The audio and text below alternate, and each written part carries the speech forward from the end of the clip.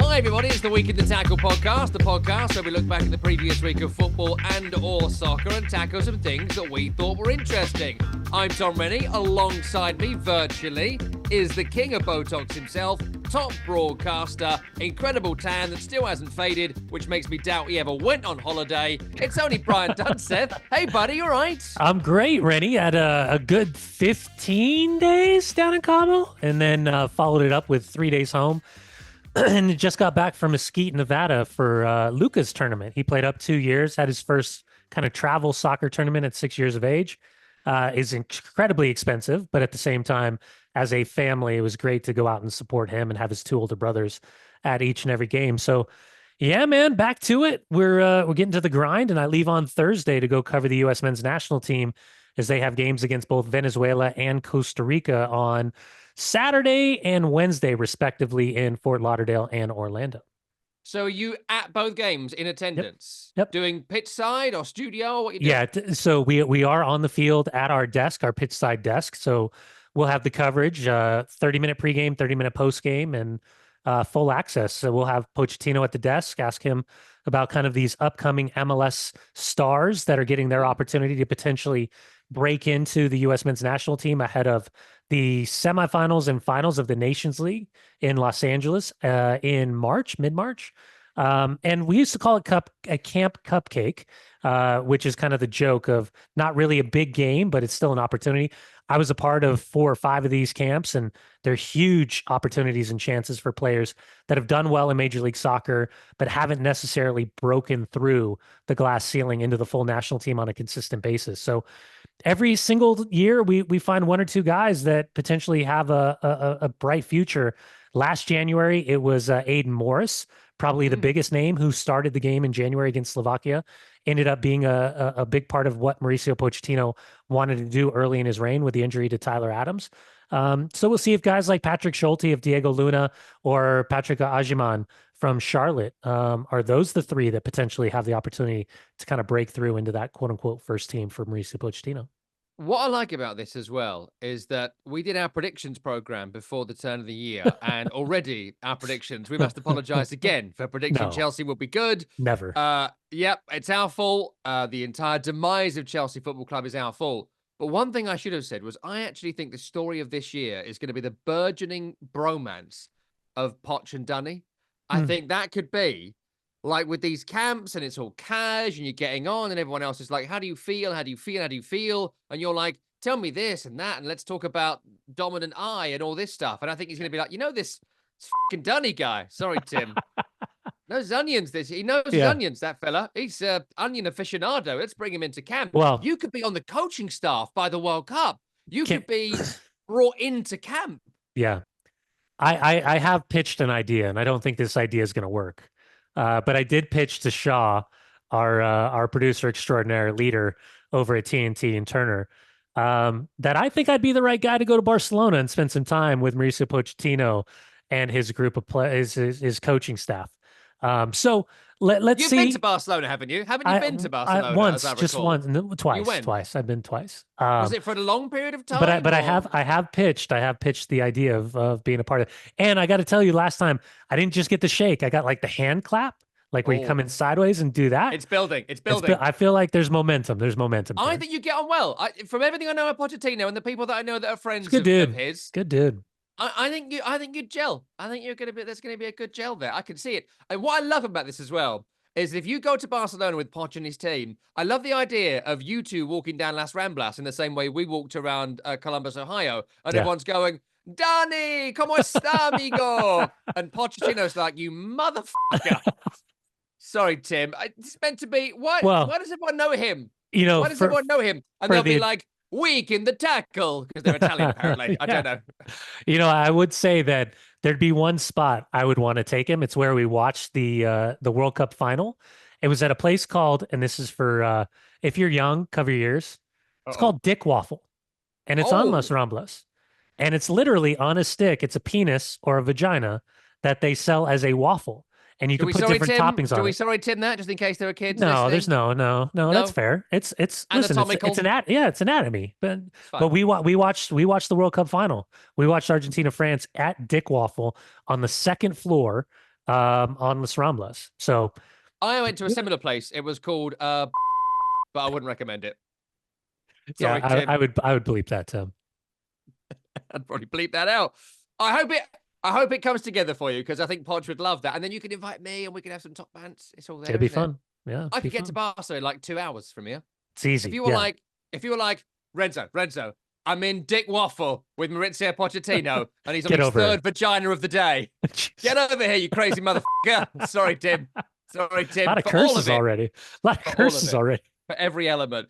Yeah, probably delete the bit that I said. But for those that didn't get to hear it, it was very funny, but rightly beeped.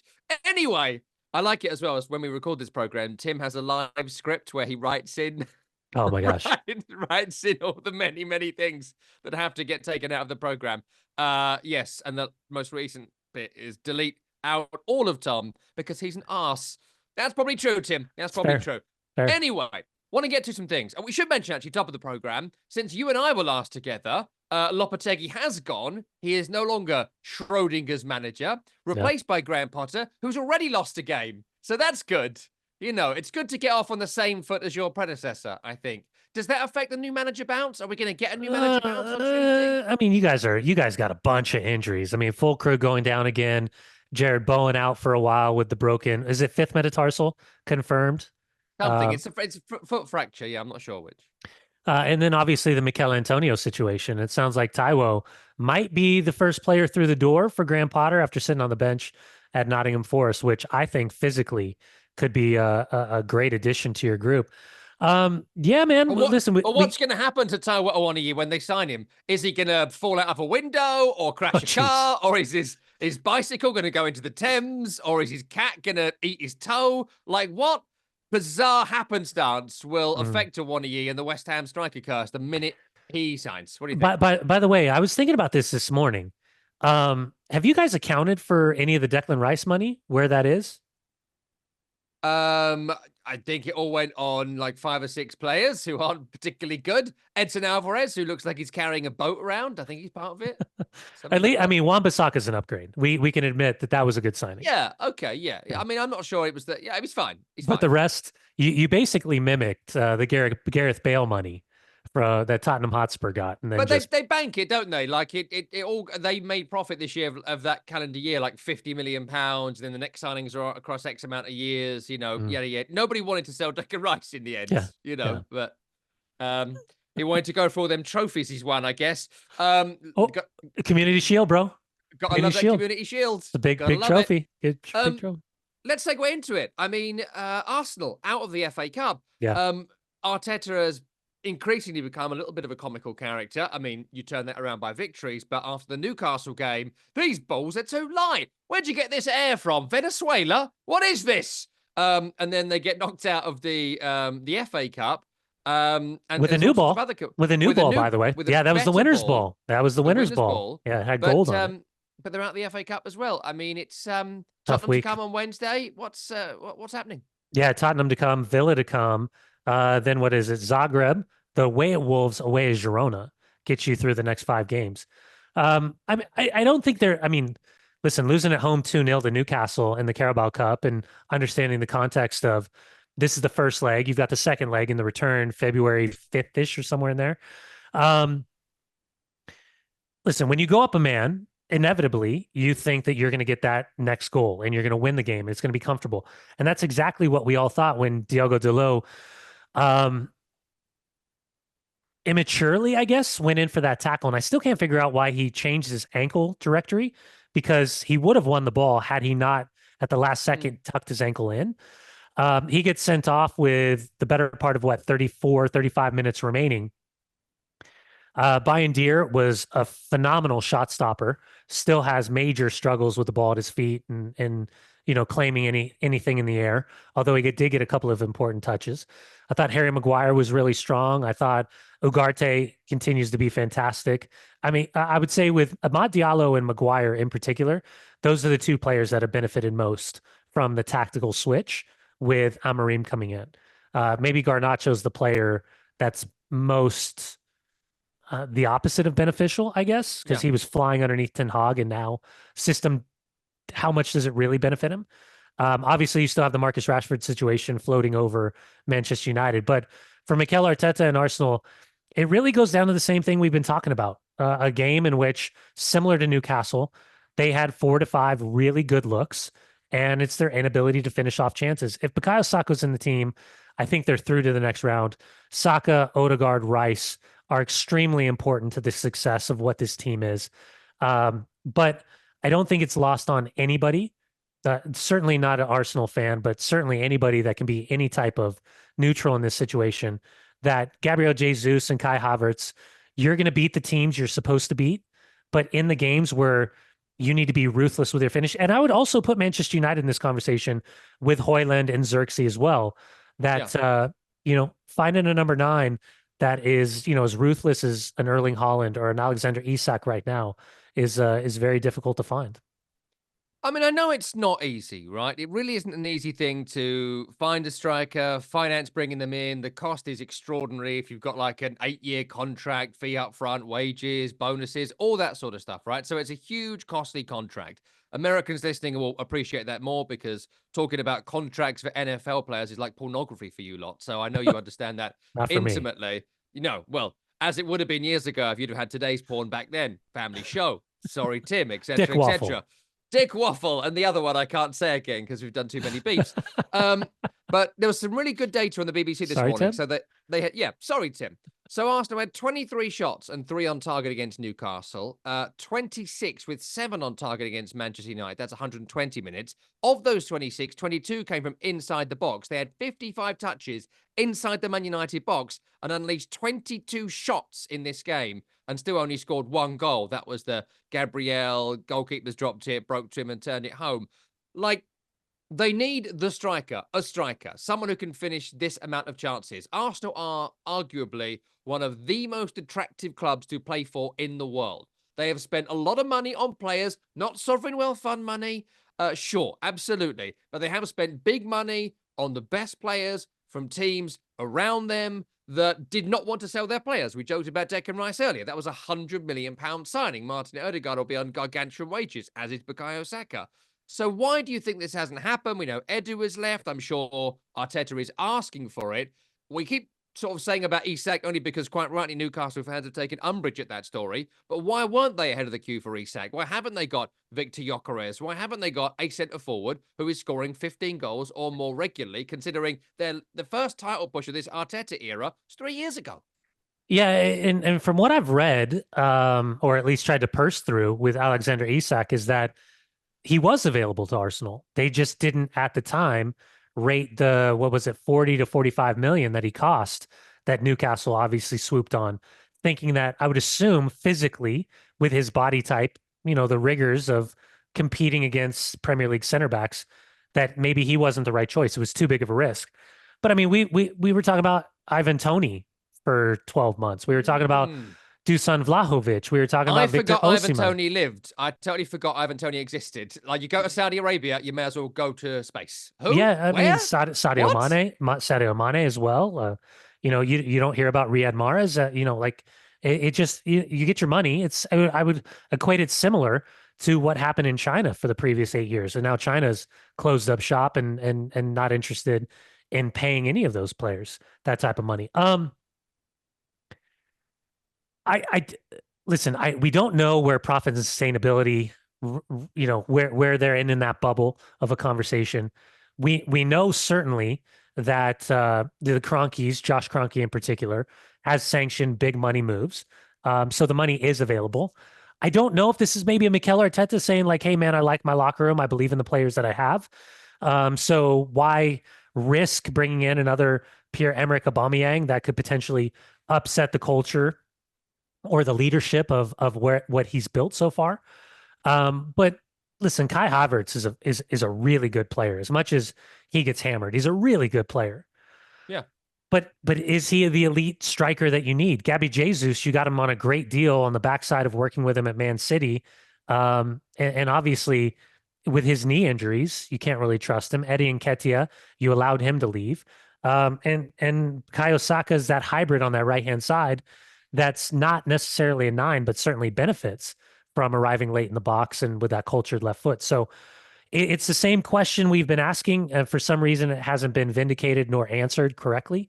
And ultimately, we talk about had it been any other year, Arsenal would have won a Premier League trophy in these last 3 seasons, 4 seasons. Maybe their undoing when it's all said and done, as we look back, is they were good enough to win the trophy, but Pep Mm. Guardiola was there and they didn't invest in the proper striker to get them over the hump. Final question on Arsenal before we move on is about Mikel Arteta, who has become an increasingly silly character in the last couple of weeks in his press conferences. The balls thing and all that is all very strange. He has done an incredible job, an amazing job. You Yeah. forget what a basket case they were at the end of Wenger, through Emery, great manager though he is. It was a bad fit. It wasn't Ozil, working. David The Ozil Luiz, thing, the Aubameyang oh thing you man. referred to. I know you love the documentary, but it really captures just what a great job he has done, taking them from a team that were finishing seventh to fourth to a team that should have won it, didn't win it, been up there again, could have won it, didn't win it. This time we're talking about them. Oh, they're not quite as good as they were. And it's Yeah. like, whatever. They're still better than they were before he had taken over, right? But still, it's been, I think it was 2019, December 2019, he comes in for Emery. He wins the FA Cup that year and all that. So the question would be, when does he need to start delivering? Is there a conversation about it? Because we know Arsenal fandom is the most powerful fandom in media. It's huge. They have these incredible fan resources. People have careers of being professional Arsenal fans. I'm not denigrating that, make your money, pay your mortgage, but it's oversized. And when they have turned, as they did turn on Arteta in his first year or so, but it was all lockdown and whatnot. And so, we never quite saw what it might have been like in stadium. Did turn on Wenger, which, historically is a wild thing they did looking back at it. But there was money to be made at that point on YouTube. Fine, again. And Emery was never particularly well liked. Are we coming towards a moment now where there will be an outsized, overblown Arsenal fan media turn on Mm. Arteta if we end another season and he's got to come into it saying, "Do you know we won the Community Shield a Mm. couple of years ago?" Yeah, I hope not. But again, I think there's a different temperature inside Emirates Stadium that there is online and social. That there is, when you compare and contrast, the Arsenal fan accounts and YouTube channels, as well as what we see on YouTube or on Facebook and on Twitter and Instagram and all of that. Listen, he can become a comical character at times, but I also think a lot of the conversations are being taken out of context. Yeah. The drivel is driven to get people animated and consumed by wanting to have their opinion placed on the conversation. I think a lot of it, to your point, and I know we'll probably get into the conversation about the FA Cup and the Carling Cup, or excuse me, the Carabao Cup and the You timing know of he it. will. I'm not writing new Um, material. but I also think that the idea of failure is going to be based around his Champions League campaign.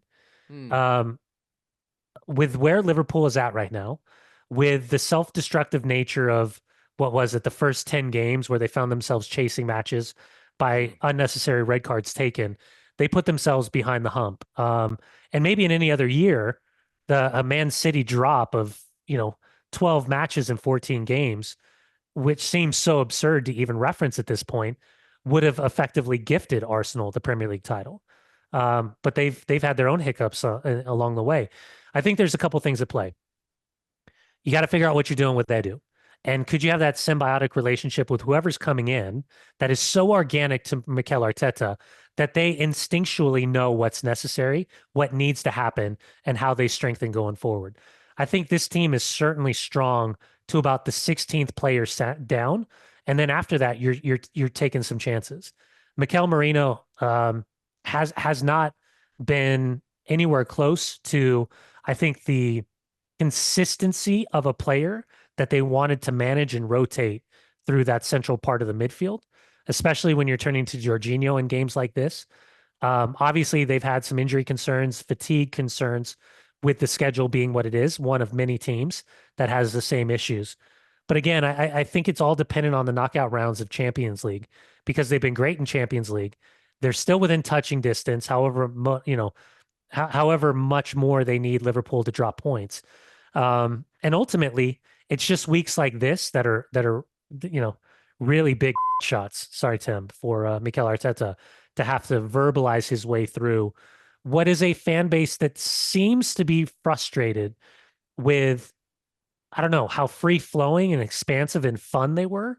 It feels like now, and this might just be me, but it feels like we're having a lot more of a conversation about free kicks and corners than we are about genuine chances, ball creation, possession creation through the run up of play, which is something that they were one of the most electric teams to watch over the last couple of years.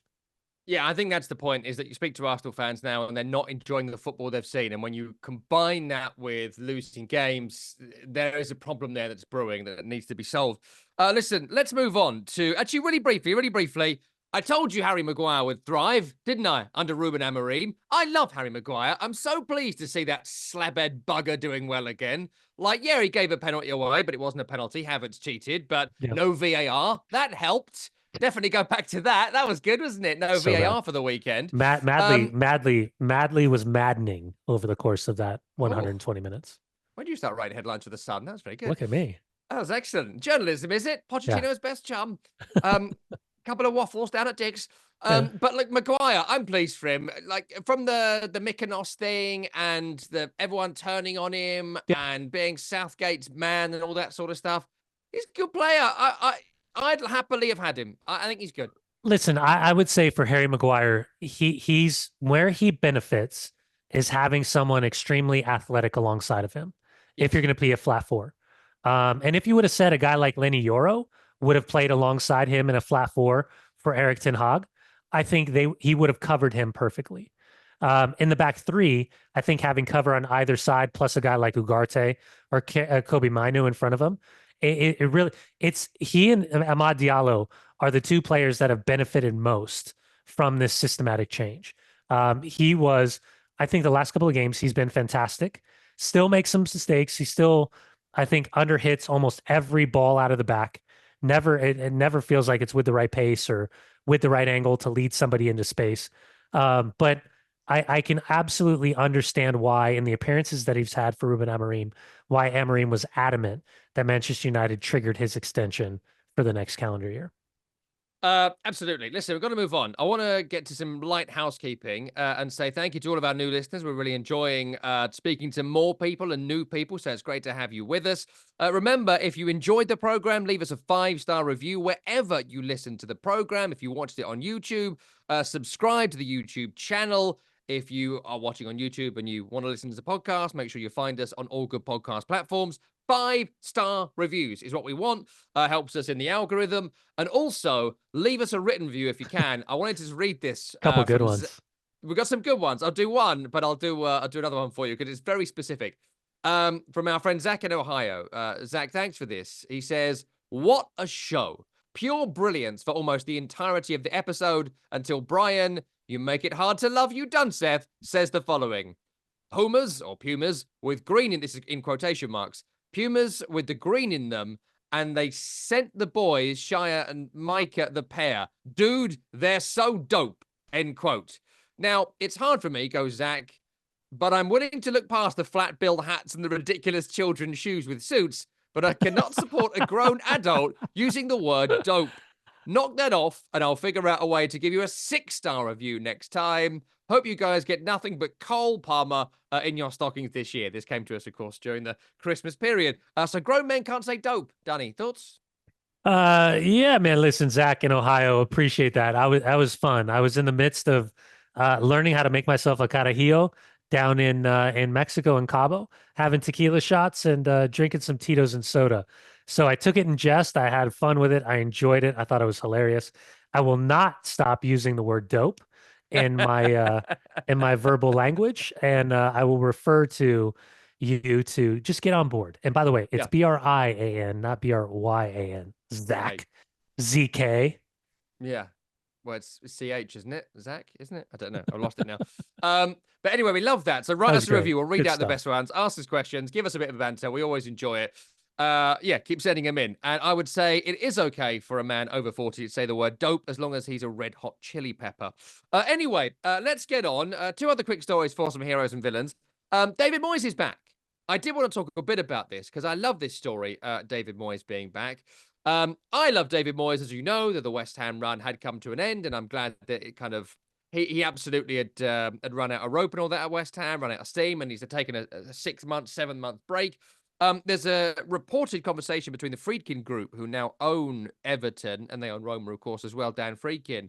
And the conversation goes that Sean Dyche said, "I'm taking this club as far as I can."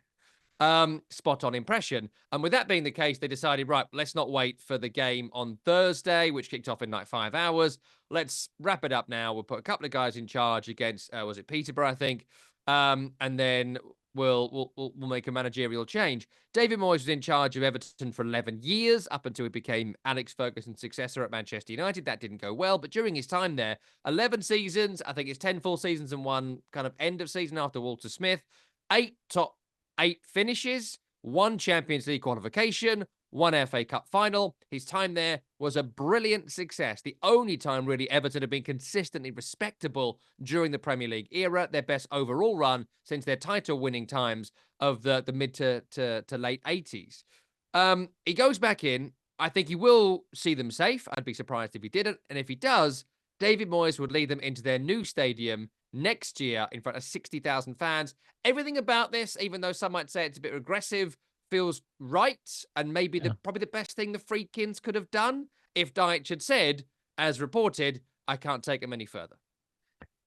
Yeah, I'm sad, obviously, because I'm a huge Sean Dyche Deutsche stan. By the way, I'd love to see him in MLS. Just throwing that out there instead of in a dogfight year after year in the Premier League. Just seeing, I mean, look at Dean Smith and the success he had this season with Charlotte. That's for another day. I'm intrigued by this. I really am. Obviously, let's start with the Freaking Group. I'm intrigued to see if they can mimic what Evangelos Marinakis has been doing in converting debt into stock, roughly 150 million and counting, that he's done in the last calendar year, I believe 18 months. So that alleviates a lot of pain of the threshold of dealing with PSR. And then ultimately moving into this brand new stadium, I saw one of the quotes for David Moyes talking about that stadium should attract world-class players, and he's absolutely correct based on the YouTube images and videos that we've seen. But you got to come up with money, and you got to, at the bare minimum, you've got to maintain your status as a Premier League club. And then ultimately for David Moyes, I think he's right, man. Like the one thing that he absolutely understands is the city of Liverpool and what it means to be on the blue side. So intrigued to see what the Freaking Group can do, and not surprised. They just turned to Claudio Ranieri after, making the mistake of walking away from Daniel De Rossi at Roma, and very quickly pivoted. And whatever Sean Dyche was seeing, allegedly, and the canaries in the coal mines are already singing, will continue. There'll be multiple conversations in The Athletic about what was really happening behind the scenes. You get a guy that truly understands what it means to be an Evertonian. So I think it's a smart move, dynamic. But again, just a little bit more difficult for me to play looky-likes at the pub with Sean Dyche when this happens. Well, it might become more likely, likely, if he moves to MLS. Looky like a you. That's quite nice. This is good. But if he comes to MLS, I hadn't realized you didn't want viewers anymore. So there you go. We'll see where he goes. But aren't you intrigued? Like a Sean, like there was a time at Burnley. I was having this conversation with Miola when he was at Burnley and Eddie Howe was at Bournemouth. There was a legitimate conversation about those two guys, with the England national team job. Like, who were the next upcoming English managers? And at the time, remember, Burnley qualified for Europa League. So they were within touching distance. Eddie Howe obviously had done enough to put him in, the mainframe of the Newcastle job. So I get Deutsche football, but I just wonder, given a different context of what he's being asked to do with very minimal funds, what that could look like. I'd like to have seen Sean Dyche move to Everton at the same sort of time where Carlo Ancelotti took over, and there was money, and he could have picked his own sort of players, and they could have won ugly but won consistently and done a sort of Mourinho style model. But I think this has taken so much out of Sean Dyche. The way they've been playing, we joked about it a couple of weeks ago against Man City when they were suddenly through on goal in the last minute and they found a way to play it back to James Tarkowski on the halfway line. Yeah. He seems drained. Maybe a break will help him, but I think Everton has drained him. I think he feels this is the biggest opportunity of his career, and he turned Everton into Burnley, as a relegation, the worst version of Burnley, and he didn't improve Everton. Loads of issues and loads of caveats to that, but I believe the quote. I believe it from Could you listening see to him as it a and watching the pundit? team. Could you see him doing some TV? Oh, there are so many people who play the crappiest football that are the best pundits. Yeah. Love like Allardyce, and I think Alan Pardew's quite an interesting listen, and I think he goes into that bracket. Antonio Conte, amazing character, crappiest football known to man. Mourinho is the great Wayne Rooney. example. Wayne Rooney, Well, yeah, all of it. Yeah, I'm not sure he's a great pundit, but I'd love to have him on our budget, but not on his budget. Yeah. But yeah, maybe I'd love to see it. I'd love to work with Sean Dyche. He seems like a good guy. I'd definitely like to go out for a few beers here. That'd be good. Last bit before we get to heroes and villains is the West Ham striker curse, and I just wanted to get your view on this, or whether the curse is real, because I think it is, and I don't know how to fix it. And I just want to read some of the names, not all of them, but if we just go through recently, they signed Gianluca Scamacca. If you think these people were good or not, it's not the conversation we're having. The point is, he immediately got injured and missed months on end. Mikel Antonio has been amazing, but has now broken his leg in a car crash and will likely not play again. We've had people like Modibo Maiga, Simone Zaza, Jonathan Kajeri, Robbie Keane, Lucas Perez. Did I mention Allaire already? Sebastian Allaire. We have had Andre Ayew, Enner Valencia, Danny Ings, who immediately seemed to turn in on himself as his hair grew back since he came to West Ham. We even somehow managed to ruin Javier Hernandez. Andy Carroll, lest I say, about his injuries. Diafra Saka. I mean, West Ham have had so many strikers since David Sullivan bought the club in that period of time. The success story is basically Antonio. Beyond that, they're kind of wingers that done well, like Jarrod Bowen. Niclas Fullkrug was a bad signing to start with. Just watching it, so I watched it at home Friday, the Villa game, and I thought they were very well set up. I'm looking forward to the Potter era. I think that he is a better manager than Lopetegui and a better fit for the club, and I think it will probably go crap but fine rest of this season, and then we'll see where they are in the summer. But Fullkrug was always a bad signing. But in that goal they scored, when you see finally what Fullkrug can do after 6 months of injury and nothing, wins a header, perfectly placed, starts the attack, and you think, oh, this might work.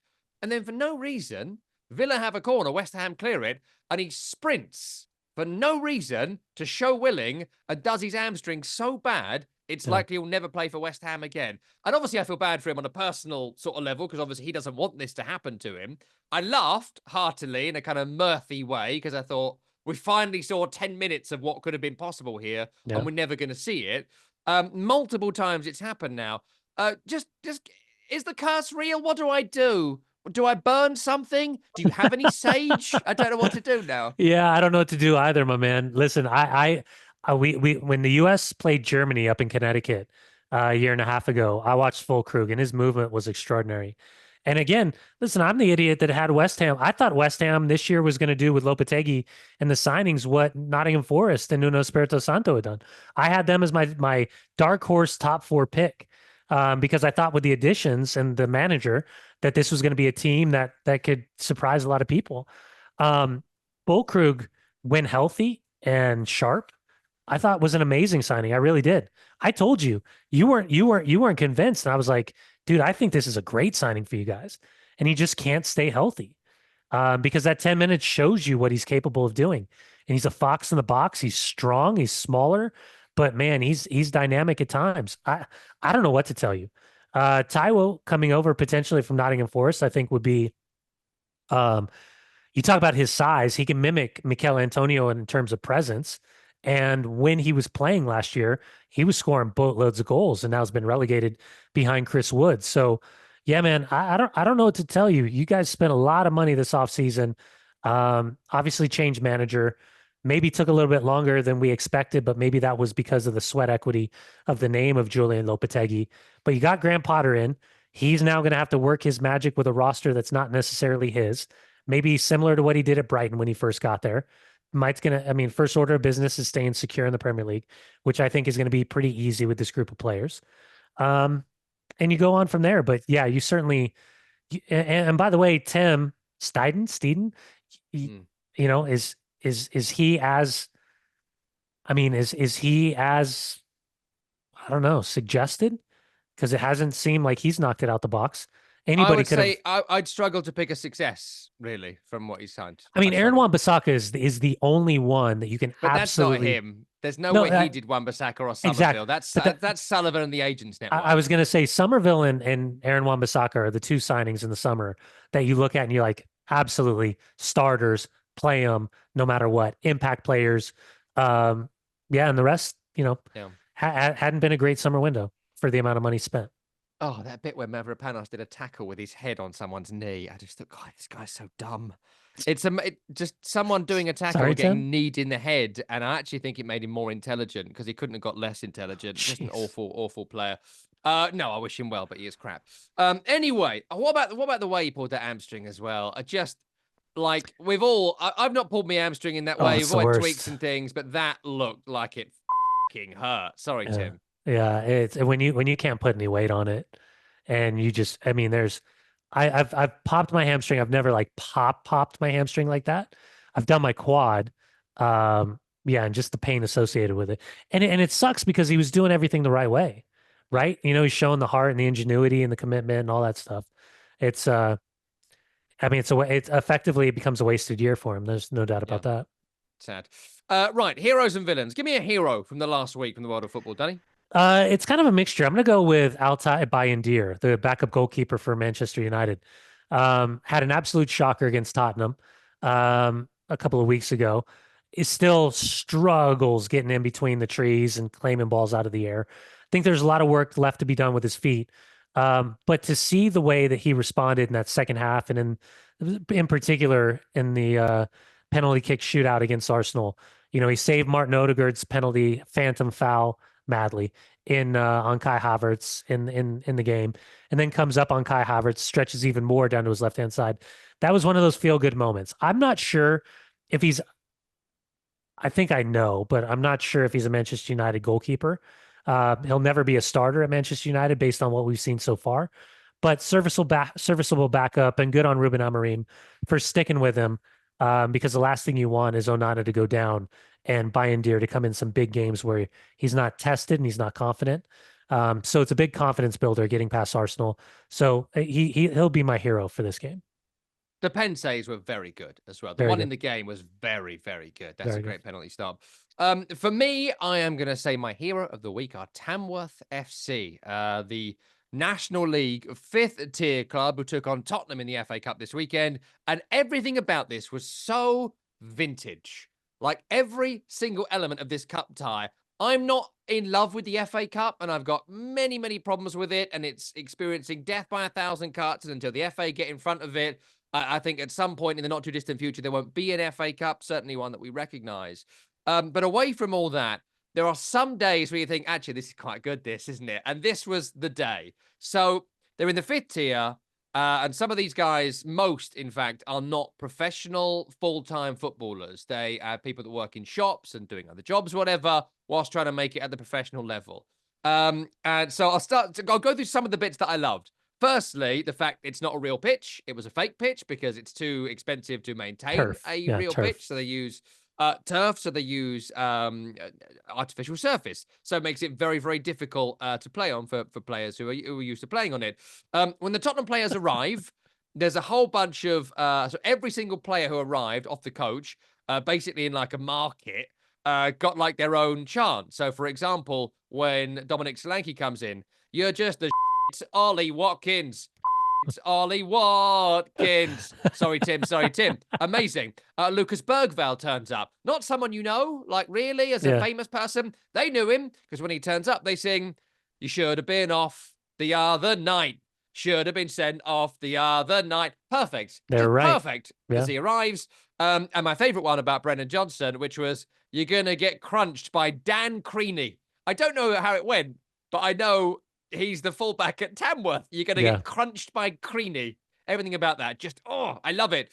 Then during the game, there's some amazing moments. Oh, in fact, when Postecoglou turns up That's the best in his one. coat, He's literally it's so small. It's like 3,000 or less, but it's overflowing with people in traditional FA Cup sort of style, and they're literally saying to Postecoglou, "Wanker, wanker, wanker," and he's like doing the orchestrating them Yeah. thing, buying into it. He was loving Good. it. Yeah. He was loving it. Classic Aussie, getting into it. I like that. During the game, there was a 5-minute delay or to kick off, so just before the game, when the net broke, because I think the fans were pulling it or whatever, it just got broke. And so Bekray Onoru, who plays for Tamworth, forgive me if I got that wrong, but you play for Tamworth, be more famous if you want me to get it right, I guess. But like I tried my best to get it right. Anyway, Yeah. he had to go fix the net because they didn't have anyone to fix it. So he is literally on someone's shoulders before this televised game on the BBC, live on TalkSport Radio in England and live on Sirius XM in America, broadcast all around the world, radio and visual. And he's in the net trying to tie it up. And it turns out, which I didn't know, why would I, that Bekray works in Zara. He's a shop assistant. So during the week, he works in Zara, and now he's playing Tottenham in the FA Cup on national TV at the weekend. Amazing. Yes. So all of this. Then the game itself is 0-0 after 90 minutes. They're right in the game. There's a great moment in the game where Hayden Hollis performs a pirouette turn away from like Sarr and somebody else. He was so good in the back. Franz Beckenbauer over here. Yeah. Am I right? Like it was awesome. And then it's an own goal and they go on to lose the game. But even post-game, there's been great relations from the goalkeeper, who was brilliant. Singh, he had a baby after the game. Not him personally, his wife, I guess, girlfriend. And he looked in too good a shape to be 9 months pregnant. But then him and James Maddison have had a nice exchange on social media after that. Munash Sundire, again, forgive me, but he got Lucas Bergvall's shirt after the game. Tamworth player that all the players had signed. Fantastic.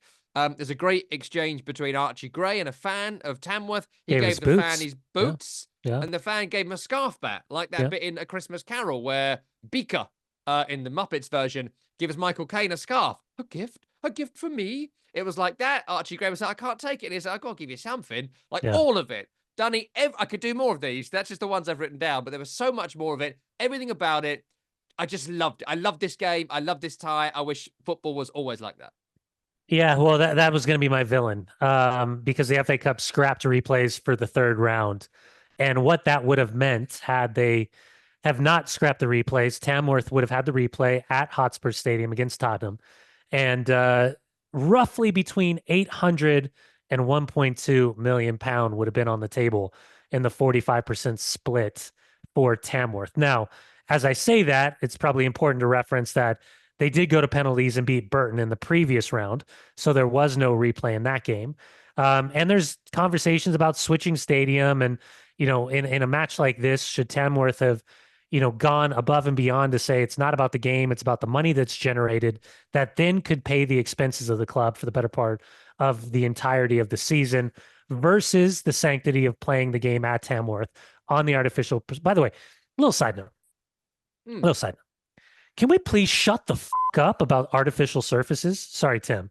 I am so sick and tired of listening to everybody in Europe have a moan about playing on an artificial surface. Everybody's played on turf. Everybody's played indoor. Everybody knows like when they can't step on the field because it's too muddy or the pitch is flooded or there's too much snow. They play on the turf. Is it different? Yeah, it's different. Is it still wet? Yeah, it's still wet. There's no fucking difference. Sorry, Tim. Can we please stop this? Oh, and the Spurs, they had to play on the artificial surface. The threat to the careers of the players. God, fucking have one, would you? Sorry, what was Tim. that voice? Why did it become a ghost? Was that Casper the friendly I don't ghost? know. I'm just so tired. Like in America, we play on turf all the time. All my kids train on turf every single day. Like this is the reality. I get in the Premier League, you guys have the most beautiful 17 pitches there are, but you still fucking play on turf every once in a while. Sorry, Tim. Like it's the same thing. Chill out. It's not that big of a deal. I think you segued to what your villain was halfway through. I enjoyed that. That was good. Yeah. Anyways, so I got to my double anyways, villains. Yeah. Again, giving up the game, the home game to get the money is one thing, but then you take the sanctity out of playing the game. Having nights like this will be a reference point for Tamworth for the entirety of whatever generation is left. So good on them. Fun game, not to pay attention to because I don't support Spurs. Yeah. Sorry, Tim. The only bit I would say on that, I'm not going to do my whole bit this week. You've heard it a million times. I'm sure I'll do it again another time during this FA Cup run. But like replays are stupid in general and as concept. FA Cup and all cups should be two teams go in, one team comes out. Love the way the Carabao Cup does it. Really enjoyed the Arsenal game going to penalties and the But fact go to you're penalties Tamworth. before overtime. Just go straight 90 minutes. Go straight to penalties. I'm not against that at all. I'm absolutely not against that. Simplify. Maybe the FA Cup wants to keep it for whatever reason. Fine, whatever. Leagues Cup did it out here in America, and it was ideal. But as long as, I mean, it's what they do in the Carabao Cup. As long as somebody leaves having won and someone doesn't have another game, I'm all for it. And the replays thing as well, it just needs to, you need to have a conversation about financing. Like Premier League clubs, top level clubs shouldn't make any money out of the FA Cup to the 5th round. That should be a justification for getting rid of replays. There's a way we can work the finance here to make sure Tamworth get a nice, big, juicy payday out of this that isn't making Tottenham play another game. However, we shouldn't also be bending the entirety of football to 7 teams who qualify for Europe.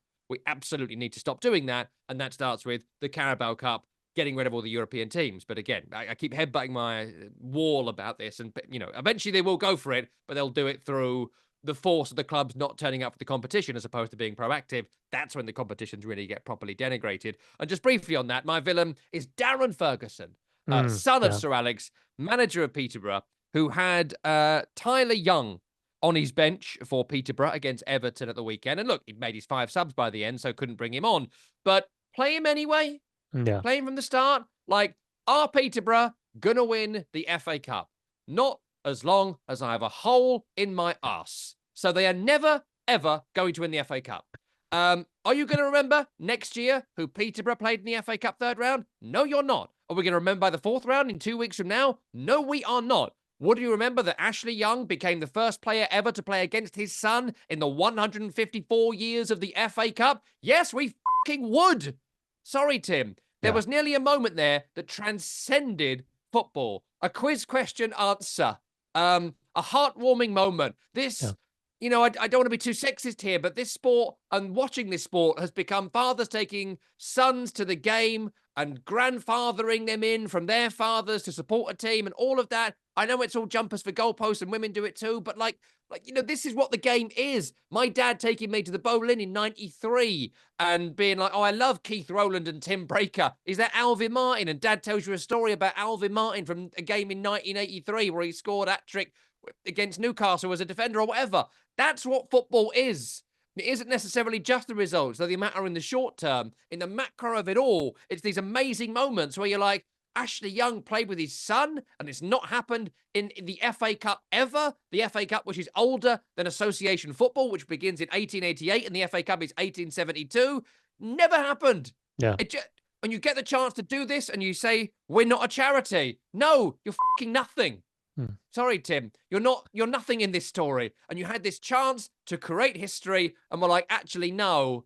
In the end, us having a whirl at beating Everton in the cup was bigger than that. He's not an incompetent. He's a perfectly good player. You had to do it. It was your responsibility to football to do it, and you didn't. And I just hate it. On top of that, I mean, for Darren Ferguson, understanding the nepotism is real. Like you're implying that you're not doing this because you're not the charity and you're not just going to put him on to play against his dad. Well, that implies then from a nepotism standpoint, you would think that he would have understood how difficult it is in these moments and what he would effectively have liked someone to potentially do for him. So yeah, it was mind-boggling not to see that. You could see the disappointment in the young man's face. You could see the disappointment when Ashley Young came over and put his arm around him. And quite frankly, it's a tragic moment that wasn't taken advantage of. Yeah, absolutely. And by the way, Darren Ferguson played 28 games for Manchester United between 1990 and 1994. Definitely all on his football playing talent. Anyway, that's Week in the Tackle for this week. That's Brian Dunny Dunseth over there, Pochettino's new bosom buddy. I'm Tom Rennie. No one likes me. Tim Horsey produced the program. Week in the Tackle is what it's called. Subscribe wherever you get your podcasts, and we'll be back with you sometime next week.